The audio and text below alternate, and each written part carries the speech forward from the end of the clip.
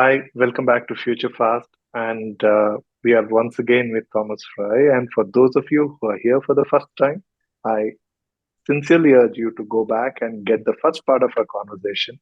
And that gives you his journey. And whatever we're going to talk now, you will be able to connect us where it's coming from. So please go and listen to that. And if you're not subscribed to Future Fast, do it right now.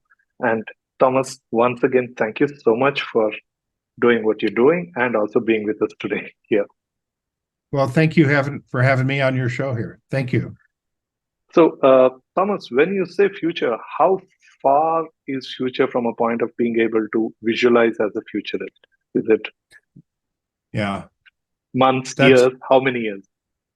yeah. See, that's a great question because I have to ask companies what the event horizon is that they're looking for me to focus on. Generally, it's the 8 to 10 years out. Most people in their daily lives, they're thinking about the future as what are we going to have for dinner tonight, or are we going to make our numbers this quarter?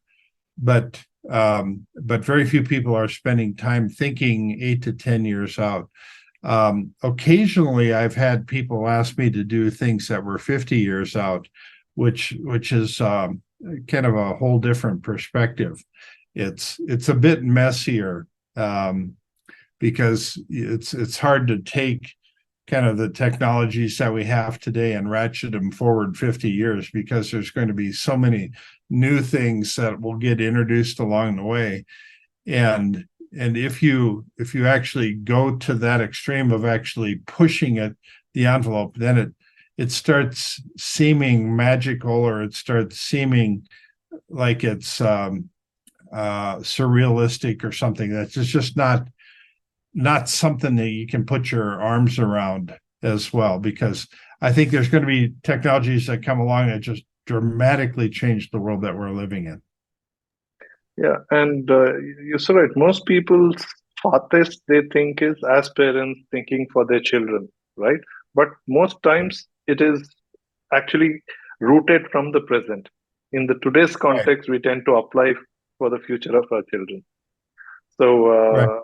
or even our own future at that age, and whatever people tend to visualize, even from I need to prepare for my old age or whatever, is also rooted from our present or sometimes even from the past, but rarely from the future.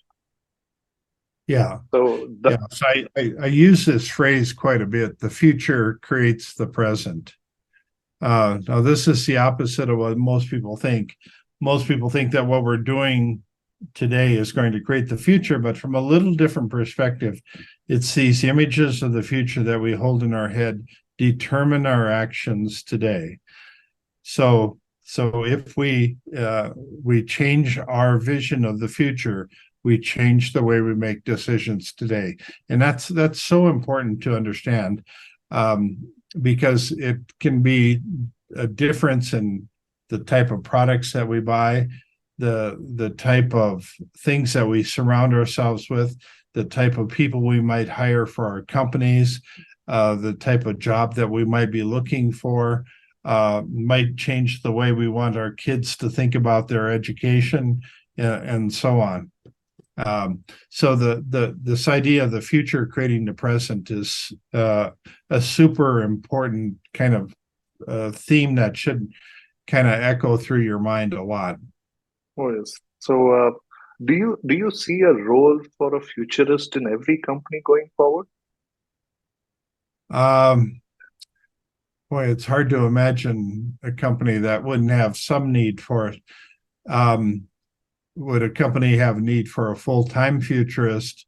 No, I don't think so. Um, but I think it's most important for governments to know that they need futurists. I think any tech companies are all going to need futurists. Um, I mean, even companies that do road construction, I think we're going to need futurists. Um, I'll tell you a story. This is about 8 or 9 years ago. I was um, I was asked to come to Turkey, the country of Turkey, to speak to a group at the Turkish Post. Now, this is their postal service, and every year they invite all of representatives from all of the postal services around the world to come to Turkey, and they had 99 countries represented there when I was there. They wanted me to talk about the future of the postal service. So I started off with this one central question, and the question was, if you were to mail a package, let's say in Istanbul, and it were to go to Mumbai or to San Francisco or some other place, how long would it be before that package can travel there without ever touching any human hands? And that's that kind of woke them up, because they have lots of automation in different pieces of this whole supply chain of our mailing systems, but nobody had really kind of constructed this mental picture of an overarching system that's connected globally, where all these machines talk to other machines, and they can just send a package. See, in the internet, you put information in here and it gets routed around and comes out over here. How long before you can put a package into a mailing system and it gets routed around and comes out over here? So we still have a long ways to go on that one. Oh, yes. Incidentally, Indian Postal Service is on its way to become one of the largest financial services company in the country. So, Oh, yeah. Yeah. And so that opens the door for other opportunities as well. So yeah, Japan is that way as well. right. So, in your interactions, from your interactions with this government and enterprises, how receptive are these leaders and politicians and bureaucrats for uh, for any amount of future thinking from a point of being employing in their own planning? Yeah. Usually they're pretty receptive. Now, when you're talking about the future, you can't say with absolute certainty that this person is wrong. You can have a sense that that's not quite how it's going to be, I don't think, but you can't say with absolute certainty that they're wrong. So in general, I'm pretty well received in most countries and most settings, and in my I view my job as being provocative, challenging assumptions, pushing the envelope, and so if I'm a little bit wrong, that's okay, because it gets them off a dead center. I need to if they're stuck in this mindset, I need to unstick them somehow. Right. But then, how do you measure your impact? Yeah, that's a tricky thing to actually measure. In the past, futurists would go through and say what percentage of your predictions were accurate and not accurate. That always came in around 80%, but that's actually a pretty poor barometer for measuring success. As in when you work with these enterprises, do you go back and check how much of your intervention is navigating in their own plans? And just do you go back to check on that, or do they invite you to call you back to check? Because even in the administration side, people change. So Right. Yeah, I have been called back to the same countries and same companies multiple times, but nobody has actually sat down and says, well, you're right here, you're wrong here, and we give you this score as a no, result. not really about right or wrong, but your intervention has got them thinking and got them started in some direction, right? So that is the impact, right? Yeah. We just talked. I completely agree with you. It's never about right or wrong. It's about opening up their minds to newer possibilities. So, but Yeah, do you check on that sense, because it's not uh, because you said that they've started doing something. So from that yeah. point of view, Well, I hear stories in the background. People come up to me and says, "Well, this is what you were talking about. Actually, is what started me down the path of starting this business." Um, or this is the type of business offering that we thought was needed. So that's when we opened the door and started going down that path. I hear those stories quite often. Um, but as far as uh, uh, a kind of a formalized process, I don't have that right now. It'd probably be good to come up with something like that, but I'm not sure what that would look like. sure. See, everybody in an audience hears something different. If I'm talking to 1,000 people in an audience, um, the people are some people are going to really be mesmerized. They really like it. They focus in on every single word. Other ones are distracted with things happening in their life. Their girlfriend or boyfriend left them. They the store charged them too much for their groceries yesterday. There's all kinds of little things that are affecting their thinking. And so, depending on what state of mind people are in, that determines on what kind of story people are hearing. And my job as a futurist is basically framed around storytelling, and I'm trying to create these images, these stories in their minds that will stick in a way that will come back again and again sometime in the future. True. I think that sounds so apt. Well, what kind of technologies that you think will impact our future, life, work, leisure, uh, at a very high level? What kind of technologies you think will impact? Yeah. Um, well, see if we take this, there's been a lot of stirred up emotions and anxiety around this idea of a room temperature superconductor. And if we have a room temperature superconductor, that is such a game changer, just uh, for all of our electronic things, and even like the national grid, the power lines and everything that we have going across our countries. All of a sudden, all those power lines can be taken down, and you just have just a small little power line about the size of your little finger that goes across the country and provides way more power than ever before. Now, something like that just dramatically changes things, but it takes years and years to unfold. If you think about how long would it take to dismantle our existing power grid and put something new in place, um, maybe 20 years minimum. I'm thinking maybe even more than that.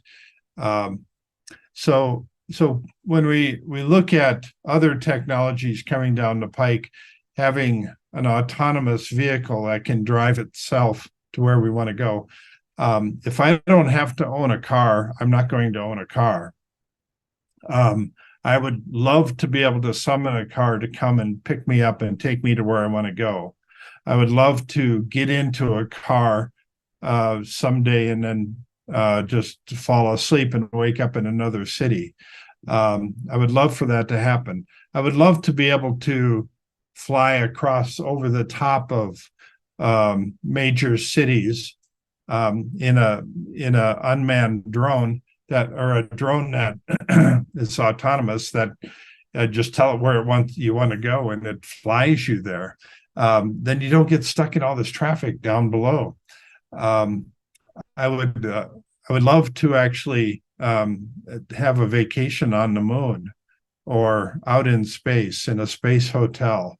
Um, all of these things I think are have a strong possibility that within a lifetime now, within the next 50 years, I think better than average chance of changing. I think we're going to spend a lot of time focusing on controlling the weather.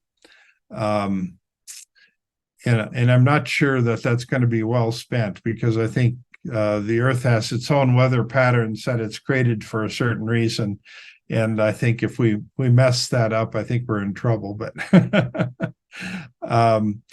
we know very little about what's on the inside of the Earth. Sending probes to the center of the Earth, it's going to be kind of like when the Hubble Space Telescope gave us a clear view of all the stars out there. Having the equivalent of a Hubble Space Telescope giving us a clear view of the inside of the Earth, I think is going to be mind-blowing. I think understanding what's actually down there, and things that we never imagined are taking place down in the center of the Earth. We can only speculate at this point. So those are some of the things, but I mean, when we get into nanotechnology, we're doing things on such a small scale that nobody can actually see what's going on, and then we get into quarks and muons and things like that that are even beyond the size of molecules and atoms. When we look at all of these possibilities, that's where I think it gets totally fascinating. So, who, according to you, a company or a country who are actually are most future-looking, from your experience, which Yeah. country or which company you think are? I mean, of course, other than Elon Musk and his business, because you already took his name. um, yeah, I actually think that Korea is probably the most future thinking of all the countries in the world. Spend tremendous amounts of time and energy trying to map out what's coming next. They're very aggressive. They're thinking about the future in many different ways. There's other Asian countries. So when you think about future thinking, the United States has broad capabilities, so they're much more future thinking on lots of different levels. But I think India is coming up the ranks very quickly, being very, very forward thinking. I'm concerned about the leadership in Japan or in China right now. China was very forward thinking. I'm not so sure they are at the moment. These things change depending on who's in power, and how they allocate resources, that sort of thing. In And business? then, yeah. Well, I mean, it all has to do with how you're educating people and Right. what values you're putting in place. I see the whole education system going through massive upheaval. So let me take you down this path a little bit. If I have a pair of glasses or smart contacts that records everything that I see and everything that I hear, and then we tie some sensors to it. So it also records everything I'm feeling, everything I'm experiencing, touching, tasting, smelling. All of that gets recorded, and we're storing it in a personal cloud. We have a personal cloud of information of everything that we've personally experienced sitting over here. Then the trick becomes, how do we create this interface with our personal cloud that enables us to retrieve any of those memories, any of those experiences within a second or millisecond or something. So then if you read a book 12 years ago and it's on page 317, this paragraph that you want to recall, you can just go back there and recite that paragraph word for word. that I think is quite fascinating. I think we're right on the edge of that happening. Um, then you start asking the question, well, what is the role of traditional schools and colleges? Um, and I think a lot of them will tend to fall by the wayside. But can we create a smarter, better grade of people? We have huge problems that have to be solved, and and we can't solve the problems that we have in the world with our existing systems that we have today. Somehow we need to create better ones. And the education system, I think, is lacking literally all over the world. Um, and so that I think that's one massive, huge opportunity that's waiting out there. So, what is changing in your perspective in these things? I mean, do you see any change happening for good from a future point of view? Or do you see something actually going on the wrong direction? Yeah. Well, what do you consider good? Yeah, I mean, um, do Oh, we yeah. do Uh, do we give people more freedom? Do we give them more opportunity? Do we give them a chance to live longer, to be smarter, brighter, happier? Um, I yeah, mean, all of it. All of yeah, it. there's lots of metrics out there. Um, and I think we're opening the door for improving virtually every metric that's out there. Um, yeah, I think it's important that people have the freedom to be who they are and who they want to be. And if you ask the question, how many Einsteins and Mozarts are born in every million people, and can there be more, and should there be more? So there's genius level people. um, and can we create a system that actually generates more people? And then you can go down the path of designer babies. I mean, um, and on our podcast, we actually interviewed a gentleman uh, who is working on designer babies, and this opens the door. This actually blows your mind because it's just the possibility of creating a super baby that's born, and so then the value, this child growing up becomes a superhuman. And actually we overlook, as I talk about that, I'm overlooking all of the challenges in educating a super baby and managing the behavior of a super baby that throws super tantrums uh, and then but then you find that the superhuman that grows up, the lifetime value of a superhuman could be 1,000x. It could be 1,000 times greater than the average person today. And then suddenly all the countries get into a race of who can create the most super babies, and and doing that really fast. And what can possibly go wrong with that plan? um, so lots of crazy scenarios come out of that line of thinking. But I mean, it boils down to an education system that somehow needs to be exponentially better than what we have today.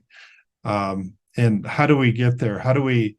I would like to take a pill and instantly know War and Peace. The whole big novel War and Peace. I'd like to, take a pill and know how to fly to the moon and back. We don't have that yet. Oh, well, in the Matrix, the movie, they had Yeah, some things to do that anyway. No, but what do you think will not change in future? yeah. I've actually spent quite a bit of time thinking about that. And there's this idea of being a father or mother. I think is I think these are such critical roles. I think the essence of being human is I mean, how do you, father and mother and the sense of being human in the context of one longevity? There are people talking about living for 1,000 years or death becoming optional, and what you just mentioned about super babies. I mean, actually creating super babies, not organically, but in the lab. So, in this right. context, how do you balance this being a parent uh, and the human values? How do you balance that? Yeah. It's very difficult because you're as you think about um, let's say the next 1,000 years, um, and just ask the question: what things over the next 1,000 years? What things will be possible and what things will not? And it gets into kind of the laws of physics, which laws are unchangeable and which ones are not. And we don't have a good handle on that yet. Um, I tend to think that I'm a big fan of the human race because I'm part of it. I think we all should be. Um, Totally. yeah. And I think the people that are out there that are saying that humans are the problem for everything, well, we're also the solution for everything as well. And so let's turn it around. Let's leverage all these people that we have in the world to do the good, to do the right thing. So I'm so as I'm trying to keep up on the world around us. It's really challenging to stay at the forefront of what cutting edge of all this technology and all this information. And I will scan through over 1,000 headlines a day, and then the articles that I find interesting, then I'll dive in and read more. But the things that I find real interesting, I will post on our blog site called the Impact Lab, and that's my compendium of all the things that that in my mind constitute a future trend, that are leading indicators as to something that's changing out there. So so keeping up on all these things, and then as you move along, then suddenly you get a sense as to, oh, well, if this thing's changed, that makes this possible. I mean, if we solve the quantum computing problem, that opens the door for maybe controlling the weather in ways that we never thought were possible. And if we're able to actually manage nanotechnology down to this scale, that opens the door for creating microprocessors that are capable of doing this whole other set of things that weren't possible in the past. That those are the types of things that I spend time thinking about. But yeah, and I don't know. I'm pretty sure I lost track of your original question and went off on a totally different answer. Oh, my question is, what do you think will not change? And my bad, I also diverted your question by asking, referring to the super babies and all that. But what do you think will remain same, will not change? That was the question. Yeah.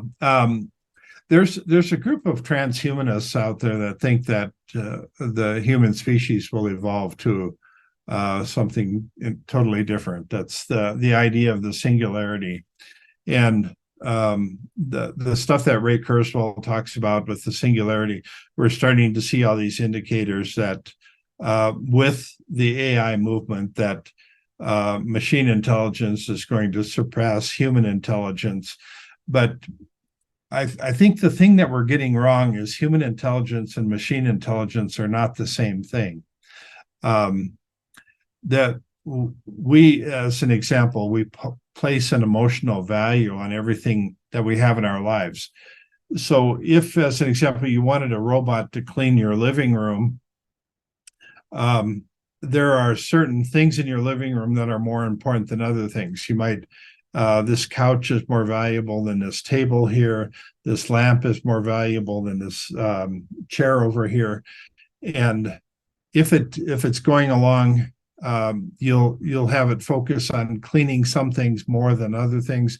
If it comes across a piece of paper, how does it know if that piece of paper is just a page torn out of a magazine, or is it a valuable piece of paper like a dollar bill or a birth certificate or something? How does it know that? And then how does it know not to spray water on the electrical outlets on the wall when it's washing things down? All of these things have to be trained into it, and that's why I think we're going to be coming up with a measuring system.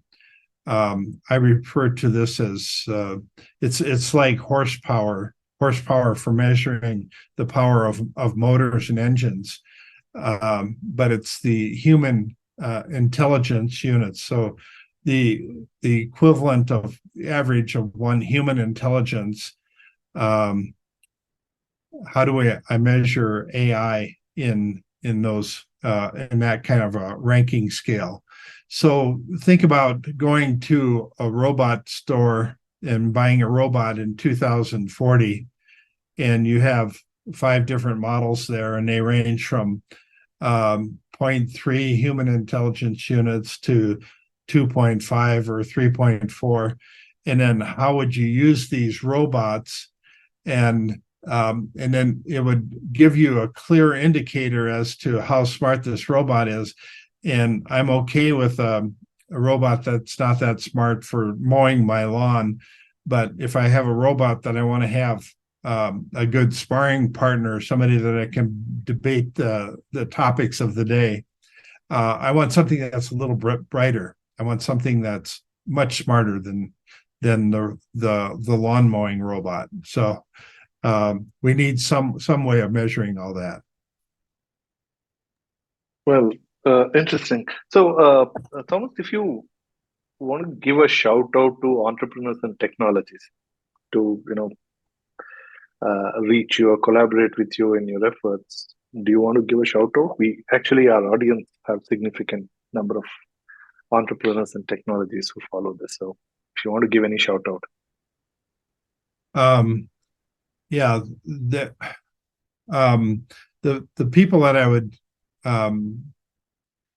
so I was closely tied to lots of the entrepreneurs in Colorado in the past.